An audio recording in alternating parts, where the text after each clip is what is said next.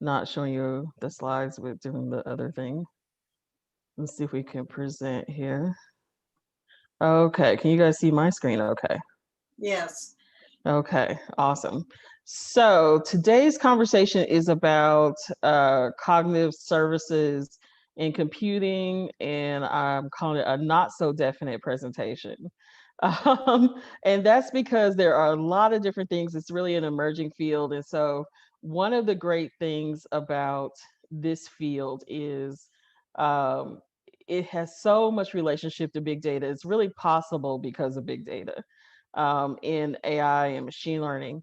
And so now we have the ability to set up what's called a basic cognitive system with every single, oops, with every single aspect of what a brain can do on a basic level. So the goal of a cognitive system is to build intelligent machine-based learning applications to interact with humans and focus on vision, speech, language, and knowledge. And with that comes the ability to service a lot of different audiences. And one of those audiences we'll talk about today is neurodiverse people.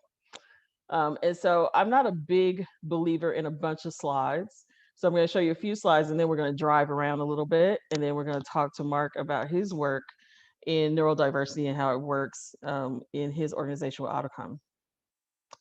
So this is one example of a diagram that kind of explains cognitive computing. That is this is from actually Brown University, where it's a combination of computational sciences, human cognitive science, and systems neuroscience.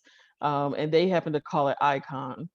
Um, to go another level, it also has a relationship to human-centered human-centered interfaces, where you have a combination of cognitive science with ethnography, sociology, design, engineering, language pathologies, security, psychology.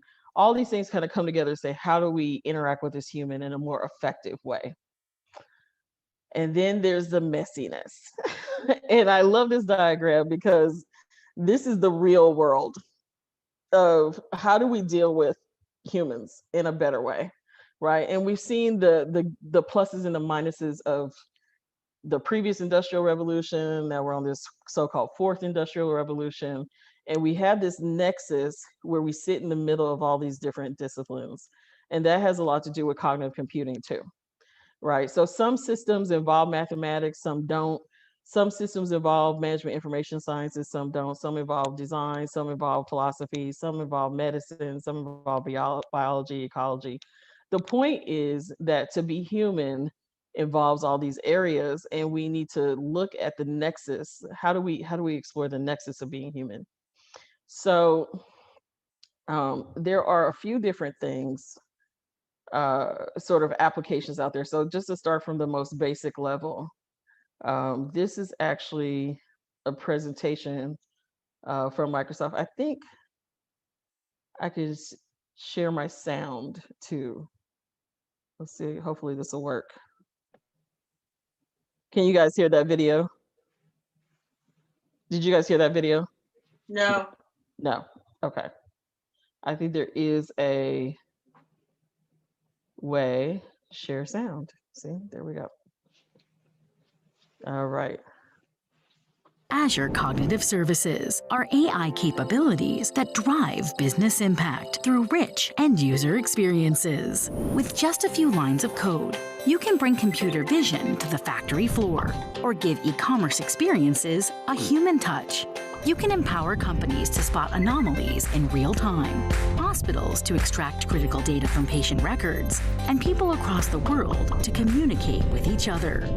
You can deploy AI where you need it most, from the cloud to the intelligent edge, using the programming languages you already know. No machine learning experience necessary. To get started, simply explore our services and begin creating intelligent solutions that meet your business and end user needs.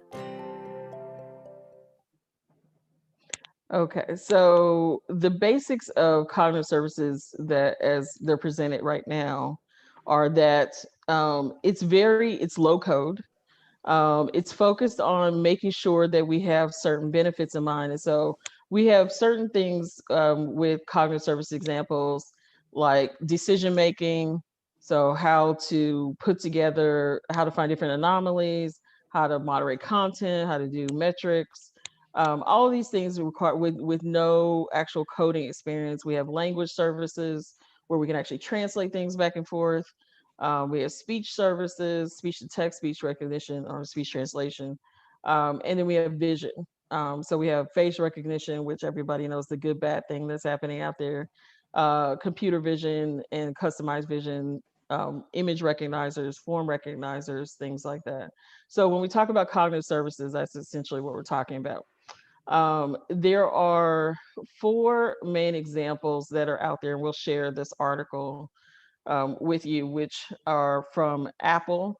They have a system that is a core ML that's out there where you can use services based on your friends in images. You've seen where they suggest words that you might want to say. That's considered a cognitive service. So you're really already using a lot of this stuff. It was just now going into the next level. When you look at a cognitive service, it essentially is just an application layer that sits on top of other application layers that then communicate with your app. So with Apple's Core ML, it's one of many services. You can stack services together. You can put different things in place in order to power your applications, and then inform those applications using big data. So big data, for example, in this case means natural language processing or the data about images. So training data about how images work and what those images mean to your particular application are a big part of cognitive computing. Another example, obviously, is with Amazon Alexa. And there are a number of AI services with, again, recognition, text to speech, voice and text bots. If you have any of these devices, you're already doing cognitive computing. There are some more advanced ones. For example, there's a Amazon call center, which is almost entirely a robot that talks to you and services your needs in a call center. There are no human beings involved. And that's called Amazon Connect. So there are a number of those. And then Google, as we know, have many of these types of cognitive services with video intelligence, vision intelligence, speech intelligence, natural language processing, translation. And then Microsoft, which we just saw the video for, has a whole suite of vision, speech, language, knowledge, and Bing APIs that allow you to communicate with your audience more effectively using machines versus human labor or human processing. And there are just tons and tons and tons of these examples. So if you're interested in any of these fields are what are emerging together and being called cognitive services.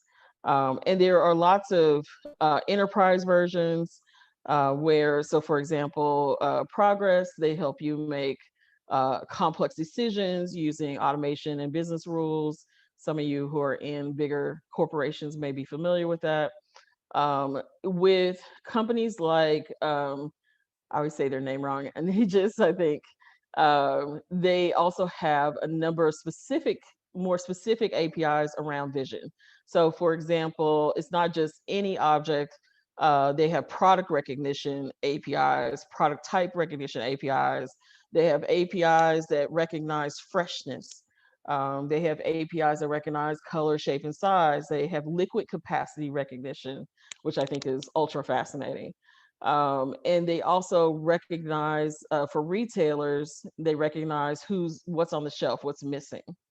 So those are things that are more getting specific. So we're getting a little more advanced now with different practitioners. So there's kind of the general basis with the biggest tech companies, and then the smaller companies specialize in particular things. So each one has different knowledge matching, different language matching, and different speech matching algorithms. And so the world is sort of becoming this catalog and recipe of algorithms that you can mix and match and put together so that you have kind of like little mini brains running around and helping do things, right? In the best of all worlds, right? We know we still have to work on some of the code, but in the best of all worlds, that's what it's focused on. And then we have things where, we can recognize tickets, not so sexy, not a lot of images, but basically you can recognize how incident tickets need to work. The printer's broken, the printer's not working, those sort of things and hardware. But then there are more complex applications, and that's where we get into things like neurodiversity. So just to give you a quick overview, this is not my presentation, but I just want to give you a quick overview of what neurodiversity means, or one example of what neurodiversity is. In particularly, this is traced first in 1993 was sort of considered the origin of neurodiversity with Jim Sinclair. And there have been since a series of different books and publishings and a lot of different sites and organizations like Marks, and actually some of the work that Data 360 does around neurodiversity have emerged over the last few years. The goal of neurodiversity is that the brain is a rainforest, and you can use different ways. You can detect cultural values, or say cultural values dictate disorders. And success basically means adapting to the environment and changing the environment. So that's where the cognitive computing can come in and help people who are neurodiverse. And so the idea is to help ensure the thriving of a child or an adult in modifying the environment so that there's a chance for success. And so computing can actually begin, we can take all these different algorithms and all these different APIs and morph them in such a way that we can start addressing and changing the environment so that we can have strength awareness, we can create positive role models, create assistive technologies, strength-based learning strategies, different resource networks, and that is a lot of what Mark's work is about. For those of you who don't know what neurodiverse means, it includes people who have autism spectrum disorder. And in the positive light, we have a gift for detail, enhanced perpetual functioning, and mostly in terms of systems and things like that. So a lot of people on the ASD spectrum are very successful in corporate America, and a lot of savant abilities and different special interests. Learning disabilities like dyslexia are also considered neurodiverse. So people who have strong spatial intelligence, they're 3D thinkers, they have entrepreneurial proclivities, they're holistic thinkers, and they have a mechanical aptitude. And then ADHD, they're hunters. They learn by moving around. Warning signs are actually creative traits in the positive of affirmation of the disorder. And they excel at novelty seeking, and they have a lot of playfulness. And so you can look at each disorder as a positive or a negative. So you can say, instead of saying they're distractible, you can say they can put their attention on many things. Instead of saying they're impulsive, they respond quick to stimuli. Instead of saying hyperactive, you can say they're constantly on the move. So the goal is to transform that into how to adapt the environment so that they can display their strengths and get help and resources where they're not as strong. Same with ADHD, right? There's a creative person versus a child with ADHD. So we can say they're creative, they're vital, or they have ADHD, they're hyperactive. You can say they're distractible, again, divergent mind, same thing. If they're hyper focused, they're passionate. So each one of these things we can begin to deal with. And so we need to look at each of the characteristics in a very specific way in order to help people. And this applies not just across these type of disorders, but across many different things that people do and humans do. And so we can start to detect these things successfully using the very same APIs that we use to just do translation or other more mundane things. We can also look at how to design items for neurodiverse populations. So, for example, there's different colors and different spectrums. There's actually a full PDF, which I will share with you guys about all the different things that you can do to help design for neurodiversity, not just for AI, but in general. So in terms of, color usage, writing in plain language, how you construct the text, how you use buttons, there's different screen readers, and things like that. The same with uh, or designed for use of people who use screen readers. There's different guidelines for that. There's also different guidelines for people who have low vision. Those are also considered low neurodiverse. Again, dyslexia, people with physical or motor disabilities also get included in neurodiversity. So making sure that there are large clickable actions, make sure there's right spacing and all that good stuff. So the APIs plus these designs are actually what make a neurodiverse application actually work. And then again, with other disabilities, anxiety is also considered part of neurodiversity and emotional mental disorders. And so there are actually a lot of principles around accessibility. So there are many, many guides about that, but we'll share this one so you can see how they work. And then I think that will lead me over to Mark to talk about his work with Auticon. So I would love, Mark, if you could give a little bit of an introduction about what you're about and what your background is and how you got into this whole neurodiversity cognitive computing business. You betcha. You betcha. So let's start at sperm and egg, shall we? I was born, I was sperm and egg, and then born an autistic individual, though I didn't know for 46 years. And nobody else knew either. Nobody pointed at me and said, Mark, you're unique in certain ways. You have these certain strengths, these certain weaknesses, and they're coupled, and it's called autism. Of course, if you look at the DSM-5, which is the Diagnostic Statistical Manual for diagnosing certain psychological conditions, it only has criteria for the weaknesses. Curious. The strengths of autistic people, which you were pointing out earlier, are not there. Likewise, the same is true for ADHD, which I only more recently, about 2 months ago, discovered that I have.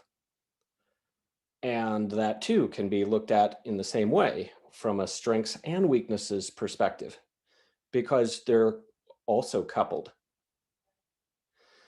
And so there you have it, the sort of medical model of all of those things in the DSM-5 is what's described there. There's nothing positive that's diagnosable in that manual. And so the social model then, and I'm going to push forward in a moment and talk about Auticon, but the social model, which Auticon also adopts, is more inclusive of the strengths. So in short, if you think about every human being or cognitive service as having a SWOT model, okay? Not SWAT team, SWAT, but SWOT, the strengths, weaknesses, opportunities, and threats. Okay, all of those portions of that acronym are relevant to all human beings and systems. So with respect to those that are neurodivergent, like me, we tend to share certain strengths, tend to share certain weaknesses.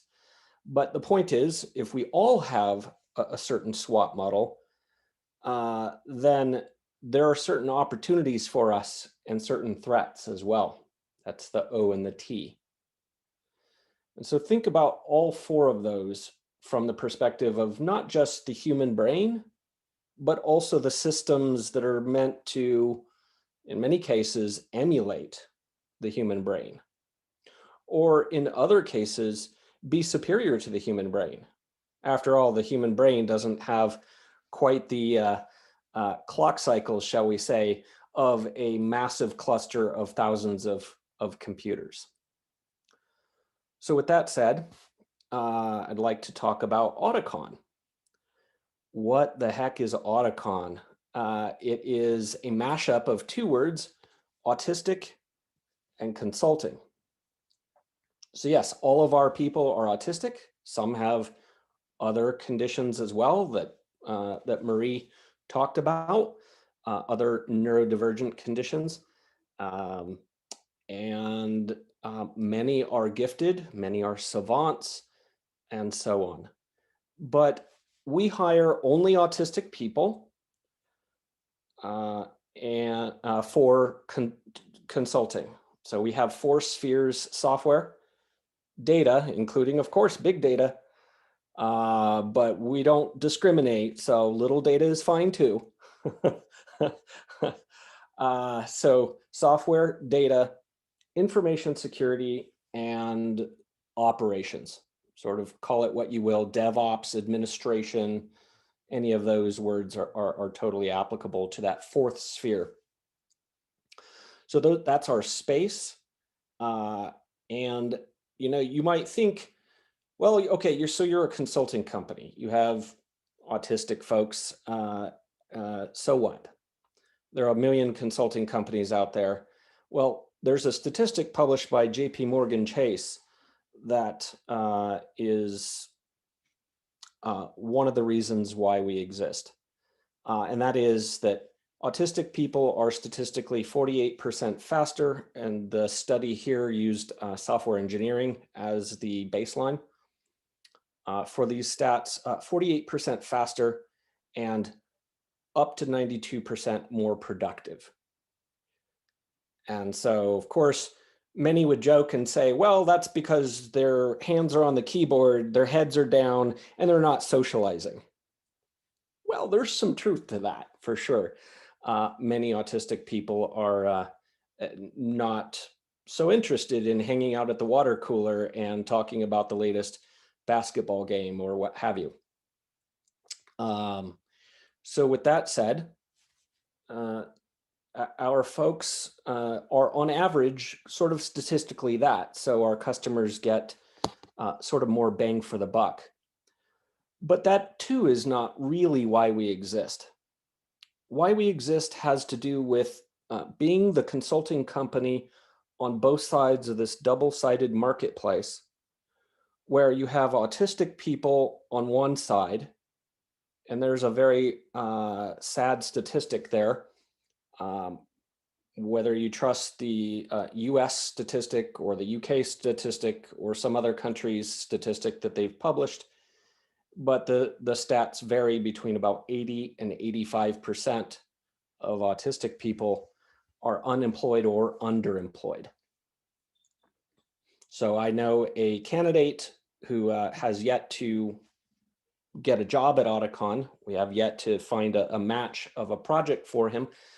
He has an 185 IQ, has a PhD, and rakes leaves for a living, and other such odd jobs. Why is this true? Well, it's because human biases filter him out of the hiring processes. But we hire folks like this person, and we'd like all autistic folks who are on this call, as well as those who are, to apply if you're in technology. So now back to this double-sided marketplace, and I'm going to shut up in just a second, maybe open it up for questions. The other side of this double-sided marketplace is our customer. Now, what do we offer the customer? Well, it's not just that statistic, 48% faster, up to 92% more productive, but rather it's two different things. One is experiential learning. So here's the thing, autistic people have been practicing their whole lives to learn how to communicate better with non-autistic people. But non-autistic people haven't spent their whole lives studying how to communicate better with autistic people. And so the experiential learning and the aha moments that our customers have, it's mind-blowing. Can't even see that because of my background, but right? And so that experiential learning results in the second benefit, a jump that management goes through to true leadership. And by jump, I mean yet another acronym. This is JUMP. Just like when you jump physically, you sort of hunch down and then you spring up. Well, it starts with a down, a reduction in judgment. So those human biases I spoke of earlier, reducing those allows the manager to become a true leader and actually maybe hire that oddball that applied that might be autistic. Yes, and yes, I can say oddball because I'm an oddball. The next thing is an increase. So like I said, the first one starts with a decrease, getting into that athletic position to launch into true leadership. The next one is an increase in understanding. I mean, very few of the managers that interact with our staff actually have a good understanding of autism. Almost all of them think of Rain Man or, maybe their sister's son who has a lot of support needs and maybe even is nonverbal, perhaps. So whatever it is that comes into the mind, it's probably not a complete picture, because once you've met one person on the spectrum, you've met just one. And each person has varying support needs. So with that said, that increase in understanding is just this big aha moment. And that ends up resulting in the M and the P, okay? An increase in mindfulness. After all, whoever is appearing before you, whether this is in an interview or whether this is at a party or wherever, that person before you, you don't know what's going on for them. Likewise, from a cognitive services perspective, until you really truly know what that system is capable of and you know it well, be mindful of its edge conditions, its performance, its various aspects that may or may not perform as well as actual human beings. And indeed, be careful in cognitive services, cognitive computing, AI, and all the rest of these terms. Be careful because they too can take on the same biases of human beings. We've all heard about AI systems that have made terrible mistakes. Some of them that try to detect human beings having trouble with people of different color. There's some maybe bias involved. So mindfulness is a characteristic of human beings that have a very high level of awareness, okay? That something might be happening for this other entity, whether that's a computer system or a human being. Our ability to understand their universe is minuscule. And finally, an increase in patience, okay? As with computer systems, all of you know, need a bit of patience to program them, to maintain them, and so on, so too do you need to have a great deal of patience with human beings so that you can make that jump to true leadership. So these are quotes. I created that acronym via quotes from our customers. And so I did promise that I'd shut up. This is a good place to do so. Yeah, thanks, Mark. So in terms of people on the line who are interested in building systems for autistic people, or building, say we get rid of the dreaded ATS system and we replace it with something else. How do you recommend that they start building out a way to capture these different types of this neurodiversity in different ways of being? What do you think is, from your client's perspective, how have you seen them adapt systems to making it work better for different populations? So there's sort of the HCI aspect, that human computer interaction. Okay, so that's one thing. And the other thing is human processes. So for example, one of the things that we are able to achieve in our customer organizations is an agenda for every meeting. Just point blank, autistic people very much appreciate understanding what the point of the meeting is, what the purpose is, what all of the agenda items are, because structure matters to autistic people a great deal. And understanding, why am I actually attending that meeting? Should I attend that meeting? Should I prepare for that meeting? It's a critical thing for many autistic people. Some are okay with ambiguity, but most not really as much. So with that said, the benefit to all is massive. While many non-autistic people are okay with ambiguity and attending a meeting with a completely blank description, they too, even though they're okay with it, they too appreciate having that structure there. Makes everything much more clear. And of course, from an expectation setting perspective, they say that almost every upset person is upset because there's a mismatch in some expectation. And so another thing that we're able to do is create a meeting environment where all of the lines are muted unless you're talking. You see, many autistic people have sensory issues. And so if there's a dog barking over in that box and someone is, eating in that box and forgot to mute over there, and they're drinking or, yelling at their kid, it can actually translate to pain.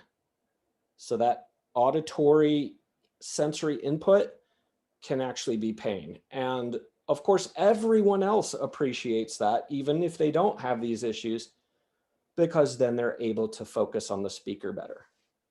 So that meeting culture is another thing we're able to do, transform that. And the list goes on and on and on, associated with those human processes. But when it comes to hiring, that's the big one, because interviewing needs to change forever. I could probably go on for probably 10 or 15 minutes about interviewing, why autistic people are filtered out of most interview processes, but I won't. Just suffice it to say that talent assessment processes, whether it's interviewing or let's say someone got in the door who's autistic, that person may not be promoted. So promotions, layoffs, firing, all of those things are influenced by our human biases. All those have to be reinvented. Exactly. Fun. Okay, I think we have some questions. Bob. And you're muted. And I was muted. Yeah. Fascinating stuff. I had no idea. This is just great information.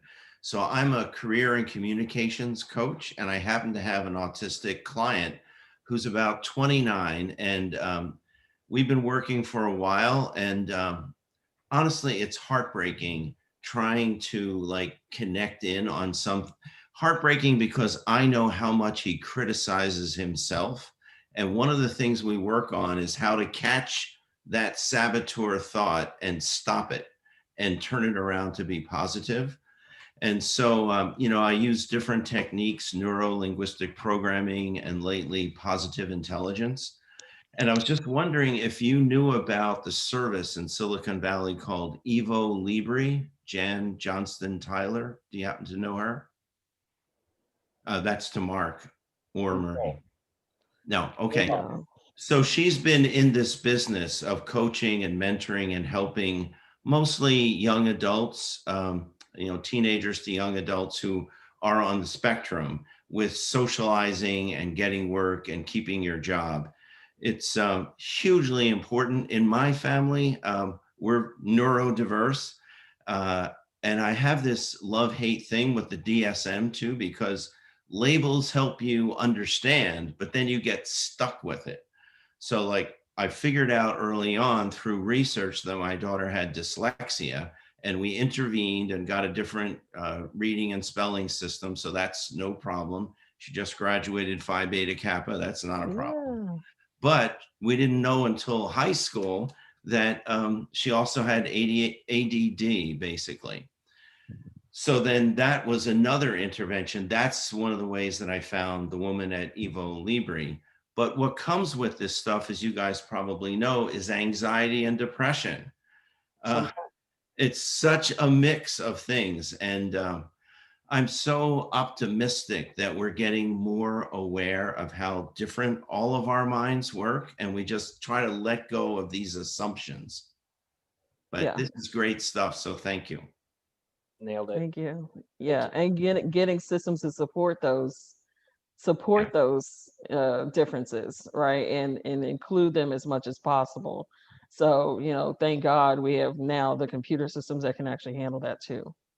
And I totally agree about the interview process, because even for neuronormal people, interviewing is about the worst way to get the best match for the job. It's not a very good technique or system at all. Horrible. And I can coach people to do well in it, but it's really not the best way for the team and the company to get the right person. We don't interview at Auticon. We evaluate SCAMP, S-K-A-M-P, skills, knowledge, abilities, mindsets, and personal characteristics Cool. without interviewing. Great. You should pass that on. Is that in the PDF by any chance? Your methods. It's a little bit of our, I'm not sure if it's secret, but that's our sauce that we also can help teach our clients. But it's very basic. I mean, if you just thought about it for a minute, you'd figure out how to assess SKAMP without interviewing. Great. Erica has her hand raised. Go ahead.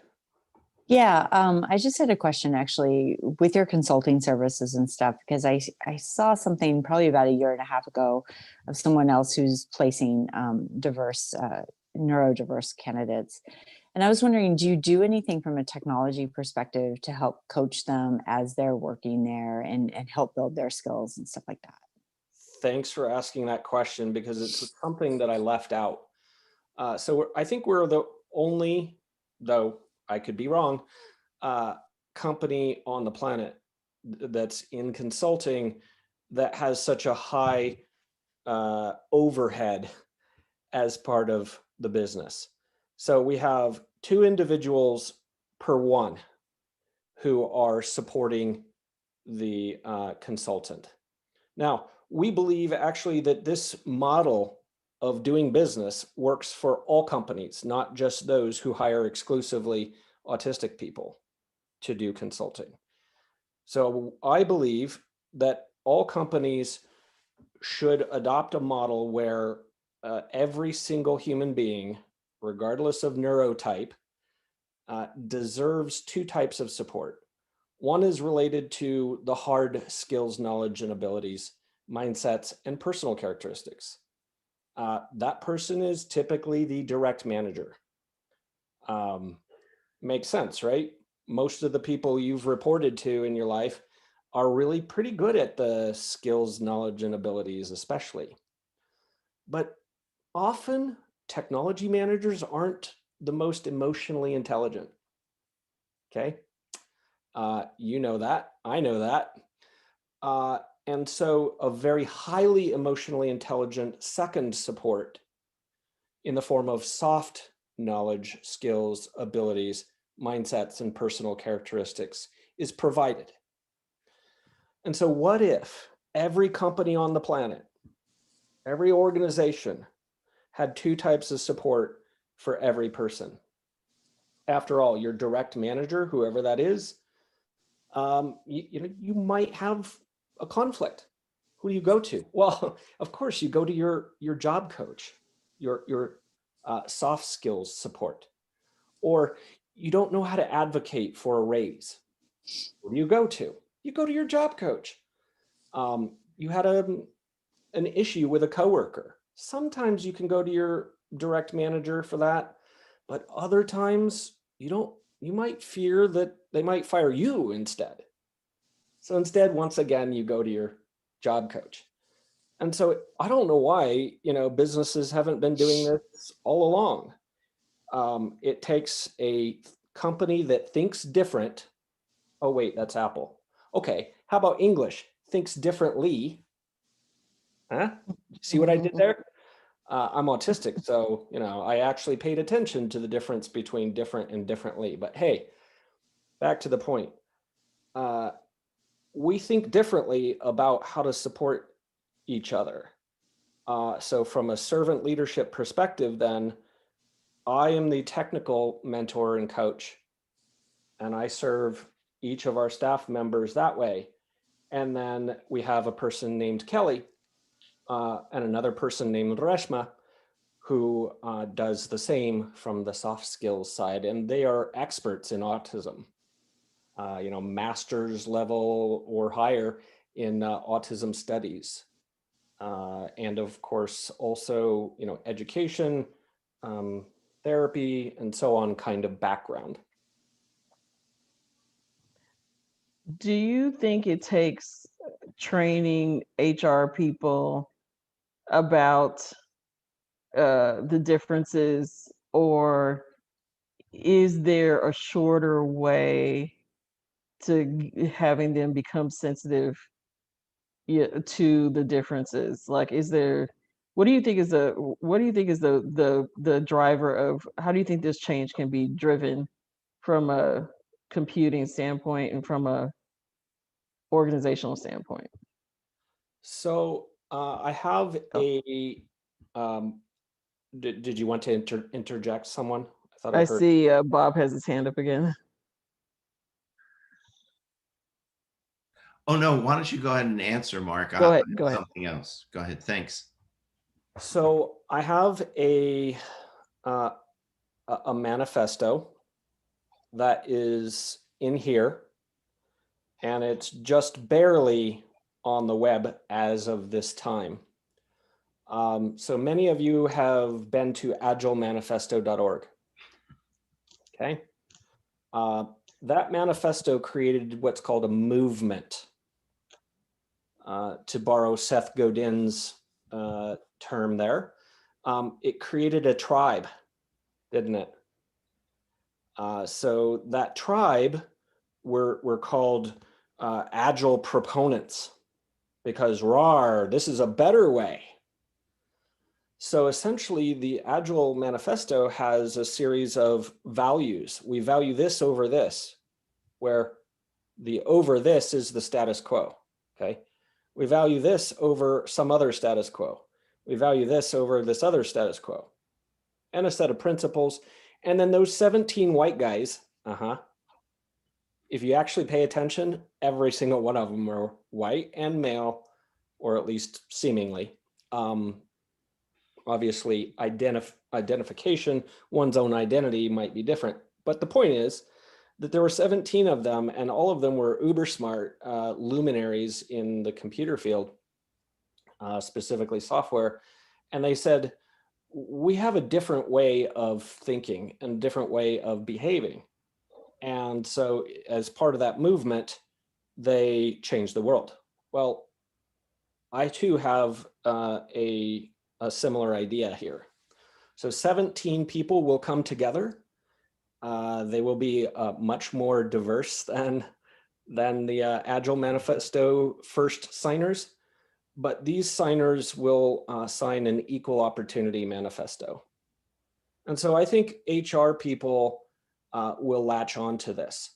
But how do you actually adopt how do you sign that manifesto is one question, but how do you actually live it? Where the goal is to eliminate those human biases to the extent possible.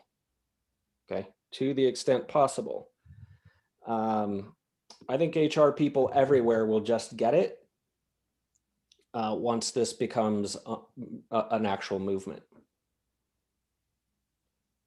Yeah. Bob, do you have a question? Oh, well, I would just comment to what Mark said, totally agree. And I think, like with dyslexia and even ADHD, when executives were revealing that they found out what was bothering them their whole life because they were helping their kids, that influenced a lot of people to say, hey, wow, they have that and they're doing so well. So I think influencing the executive C-suite folks above HR to get some sponsors there would be even more impactful with the manifesto. But I love the idea totally. So all 16 of the next signers are going to be influential in whatever country they live in. They'll have the ability to connect with the press. Maybe they'll be CEOs, maybe they'll be singers. I honestly don't care what their background is, but they need to sort of have part of their life purpose be equal opportunity for all.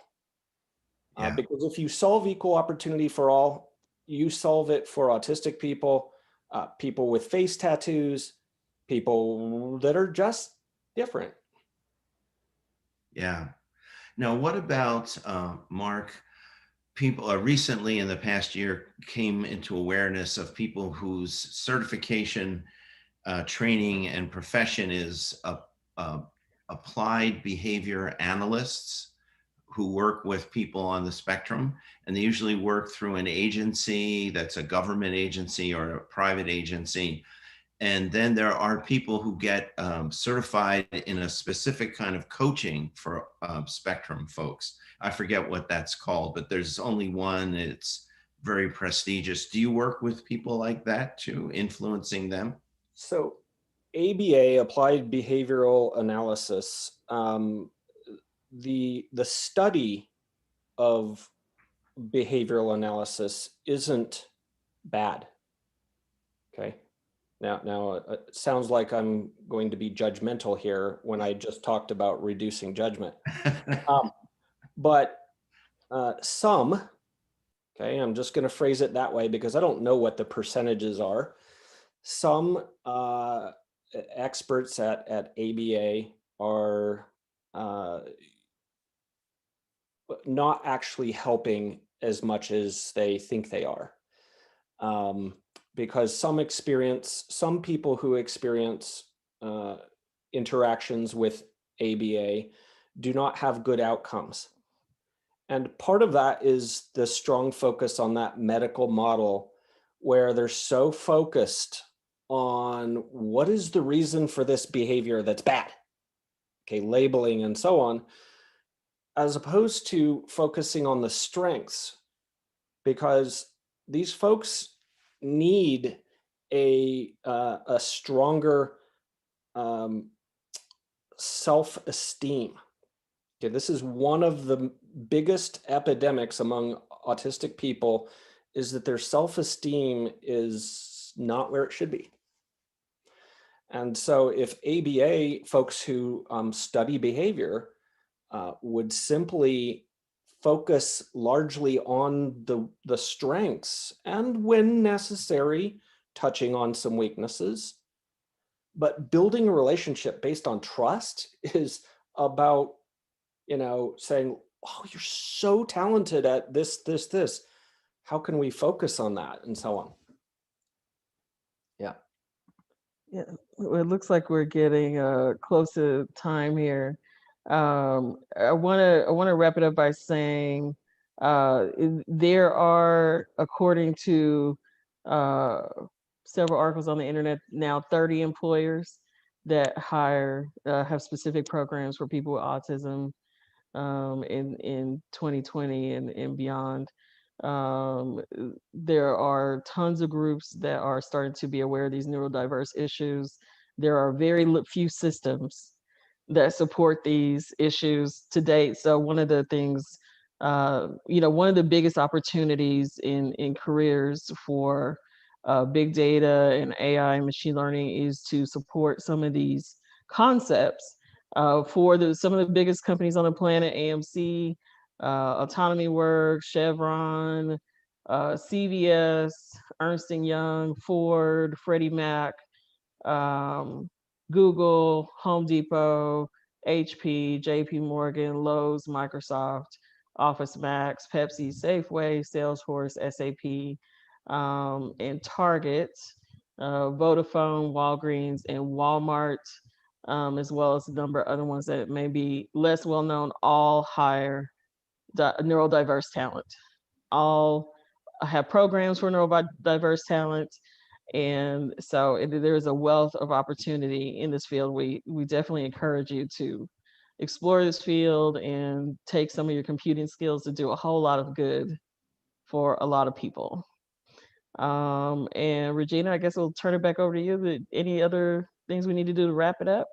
Well, first of all, thank you both, Mark and Marie, for a really fascinating conversation, and looking forward to Marie loading me up with info to stick into the blog there.